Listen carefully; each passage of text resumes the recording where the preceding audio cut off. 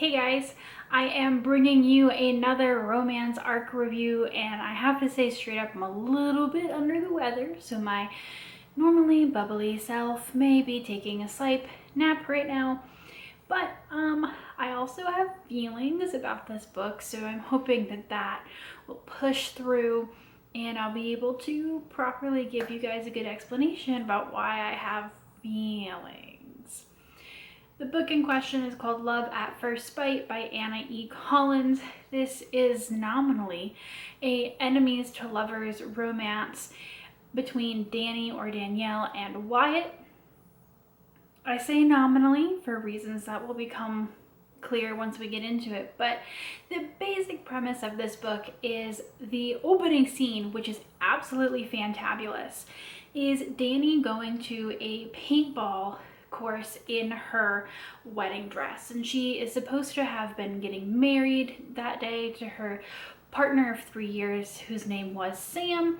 But when she and Sam went to go buy the house they were supposed to live in as a married couple, well, Sam was too friendly with the realtor.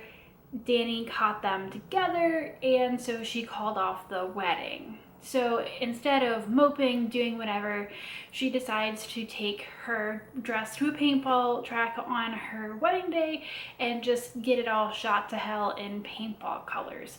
She's there with her best friend and cousin, Mia, and it's a great opening scene. It's really lovely. You really do get the sense of Mia as a character who is like, this is absolutely not for her, but she's there for Danny.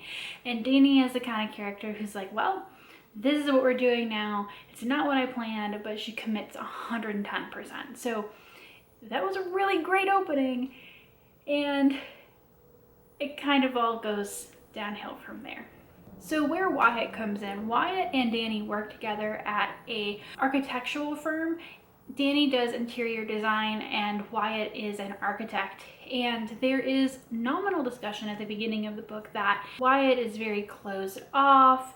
He doesn't let a lot of people get too close to him. He's known as the best in the firm, but he's like, he gives out criticism a lot and many people are afraid of him, and Danny just doesn't like him. They're always supposedly butting heads, although you never really see it. And again, this is billed nominally as enemies to lovers, but the part where the book immediately kind of starts to, I don't want to say fall apart, but at least not live up to its premise, is that Danny and Wyatt, like, it's not enemies to lovers. It's people who don't understand each other to lovers. And also in the case that Wyatt seems to pretty much have Danny's number, but he's just not good with emotions. So he can't express them well, and as many of us are, he's a different person at work than he is at home. He is dealing with a undisclosed medical condition, which I'm not going to necessarily spoil, but it's not life-threatening. It's a thing. It was not enemies to lovers. It was just, these are two people who need to learn to understand each other. So that straight up is just not a thing. It is said to be a thing, like it is literally said in the text to be a thing, in the back of the book to be a thing. It is not a thing. This is not enemies to lovers. And I'll tell you why I feel strongly about that after I finally get through explaining what this book is about. Okay. So Danny gets it in her head to buy the lot next to her ex-fiance's new house that he bought. You know, it was supposed to be for the both of them, but he only bought it under his name. It was a whole thing. So she decides to buy the lot with the buy-in of Mia, her friend, and her new landlady, Iris, who is a woman in her 70s, whose wife has died a few years earlier. She has 2 Great Danes, and she also seems to be, you know, looking for something fun to do with her life. And so Mia and Danny and Iris all go in together on buying the lot to make it into what they call the Spite House. And the idea is that they are going to outfit a house they are going to build themselves in a way that will be the most annoying to Sam in his house. He'll have to look at it, and they'll market it as an Airbnb for like bachelorette parties or all this other kind of stuff, whatever loud kind of parties they can get in there to bother Sam. Danny needs an architect her one friend at work won't do it, and Wyatt hears that she needs an architect and offers to help her in exchange for her doing some interior design for his grandmother.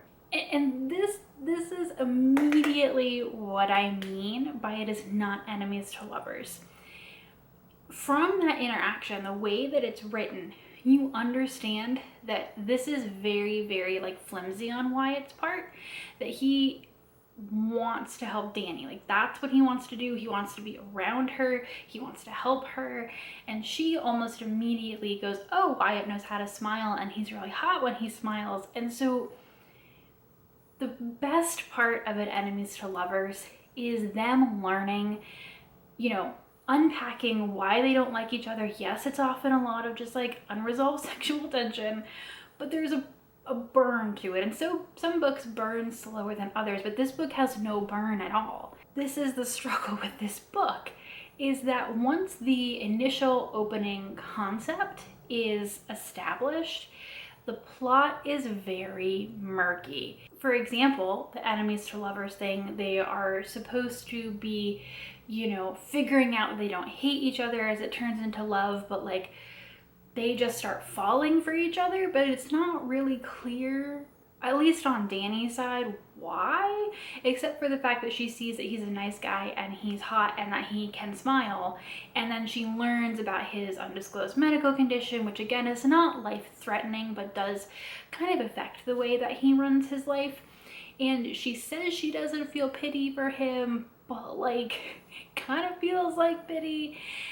And they just kind of fall into each other's arms. And if that is something that you don't have a problem with, then fine. But I think that going into it thinking that it was an enemies to lovers, I was expecting more of a slow burn, more of a buildup, and I really didn't understand what their relationship or the change in their relationship really was based off of, except for the fact that like all of a sudden Danny was like, oh yeah, I'm attracted to you, and Wyatt was like, finally, I've been attracted to you for a while, and then they bang.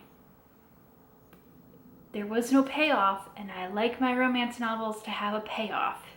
So the rest of the novel is incredibly frustrating, and I'm not going to spoil it, but like, you know, these couples in these romance novels are often fighting because of communication issues. But the thing about Wyatt and Danny is that they literally have an argument where you know things are going to be unsaid. And Danny is actually saying in her head that things are left being unsaid, but like they don't say it. And then this cycle repeats several times, where oftentimes the communication is because, you know, one of the partners is saying, well, I have this secret or something and I'm not going to tell them.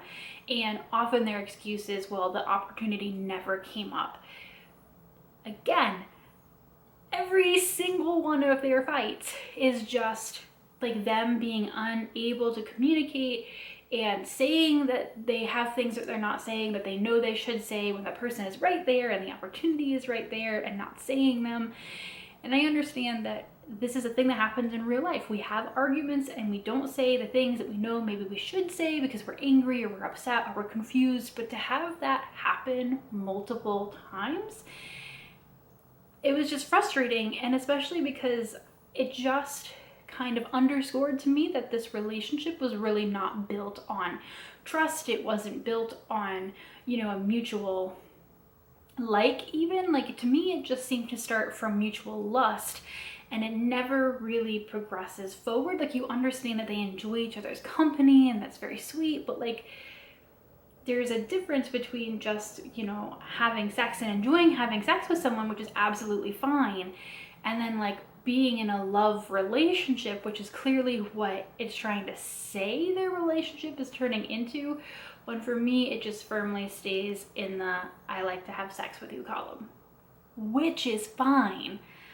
but don't tell me it's something else when it isn't. The thing that made this book worth reading all the way to the end is that it has a really strong conclusion, and I don't want to tell you what it is, but there is like fire involved. There is a midnight heist involved. It is really funny and really wonderful and really lovely. But the bit of the plot that it resolves is not really Danny and Wyatt's relationship issues. They just kind of have like one conversation, and then we roll into this much more exciting ending. So again, I don't want to spoil anything, but obviously it's a romance novel. You know they end up together. I just didn't think the payoff was there. I just am glad that I finished it because this ending bit was really, really marvelous and funny. So this book has a strong opening and an exciting ending, but the relationship in the middle and the way it moves through the book is just like really muddled and not all the way fleshed out for me. And so it almost really does feel like this plot from go, like knew how it would open and knew how it would close and then just kind of had to get there. And it's just, to me, not satisfying as a relationship building novel. If you're looking for something that's just kind of cute and quirky and really does have a good get back at men moment in the end, you know, you might enjoy it. I don't regret the afternoon I just spent on my couch reading this book. I read it in one sitting, but like, it was just not very meaty to me. And as someone who really appreciates that in my romance novels, it just is not the book for me. So if you are interested in seeing this for yourself at all, maybe get it from your local library and test it out, whether you get it from the online app or the actual in-store library. Do that. Support your local libraries and support this author. I think there's clearly potential here for better books in the future, but this book just wasn't it for me. So with that being said, this book is not yet out, but it may be by the time you watch this video. So when you read it, if you do, you can always come back and drop your comments down below and let me know what you thought. If you have good recommendations for very meaty romance that you've read lately that doesn't just, you know, slide through the romance and does interesting relationship things that are not communication issues, please tell me down in the comments. Otherwise, I'll see you guys next time. Bye.